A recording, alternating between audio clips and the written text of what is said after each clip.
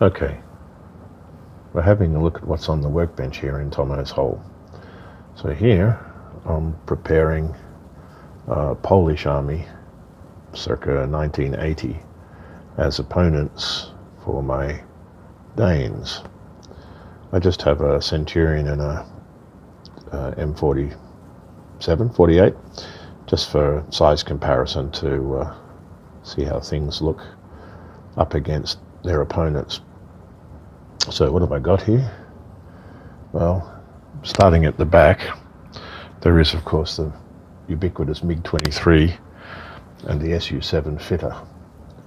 And next to those we've got some BRDM-2s and some T-54s that I've put the aerials on, or put aerials on rather, and the machine guns.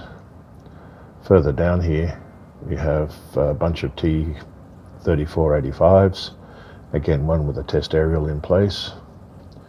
Over to the side some artillery, which has of course resulted in me having to buy more figures. That's the 122mm field gun, and when I ordered the artillery I naturally forgot to order the crews to go with it.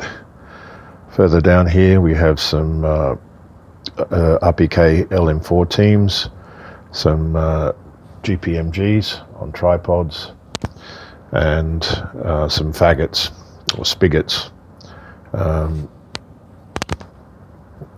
paratroops actually are the figures, but when they're painted up they'll just look like regular army guys.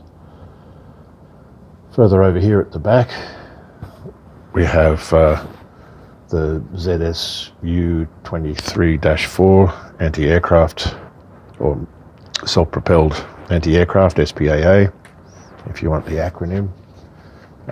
Behind that some artillery, the 122mm self-propelled guns, and then also over here you can see the 155mm, I think it is, self-propelled guns as well. Of course, somewhat of a mistake for the Polish army, as the Poles didn't use any of them, so I guess they'll just be a contingent borrowed from one of the other warpack forces at the time. Further down it's a mix of the anti-tank guns and some more field artillery, another batch of 122mm field artillery, this time perhaps not as deployed looking as this lot over here. We then have the BMPs for the infantry to move around in. Further down here of course are the trucks that'll be based up for them to use as well. A couple of PT-76s for the old river crossings, the BTR-60s are in there as well as the what are they? I can't remember what they are. I'll have to look them up later. Towards the back here there are some command BMP-1s, the BMP KSH command vehicle. Over here are the infantry. There's a mix of the warpack infantry and heavy weapons, and they'll all be based up later.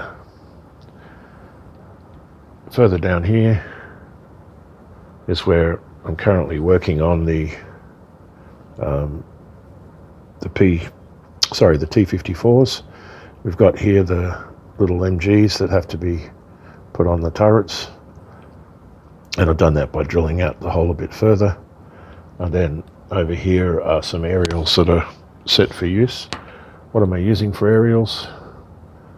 Well, that's an old favourite dishwashing brush, and I just clip the bristles off and trim them to about 1 centimetre in length, which would be a scale 10 feet. Drill out a little hole in the turret for the aerial, pop it in there with a bit of super glue, and away it goes.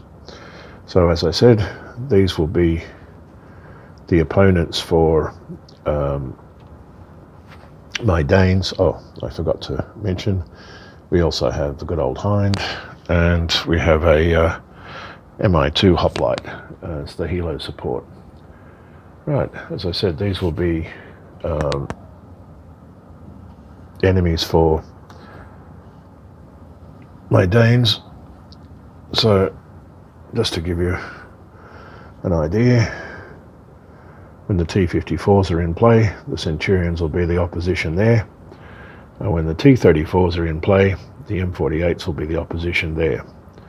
Also, because I'm building up a large armour collection in both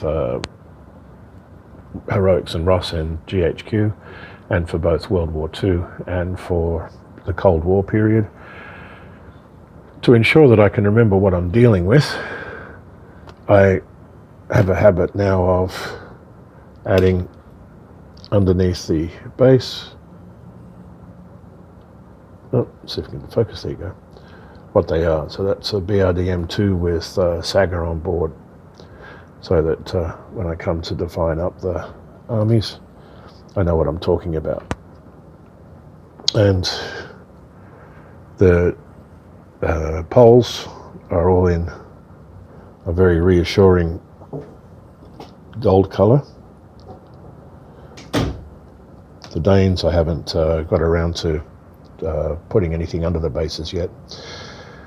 The other thing I've been doing is, as I base these figures, I'm using them on, or putting them on Flames of War bases, just because they're easy, and I had a supply of them here at one stage, and popping magnets underneath, again using the Flames of War magnets because I just happen to have them available as well. Lastly, to break up the time with the micro armor, I'm also building a Type 74 Japanese modern tank. This has been fun because I bought it from the bargain bin at the local hobby shop, and they don't have any, or didn't have any instructions with it. So I hunt on the internet and some help from some friends on Tomo's Hole, and I've managed to download the instruction sheet. So this is when I get bored with these, I do this. Next up on what's on the workbench from Tomo's Hole, I'll be unpacking a parcel that's due to come in from Navwar very shortly, and we'll have a look at what's in that. If you're enjoying this, that's fine. Just keep an eye out for more videos as they come up in the not too distant future.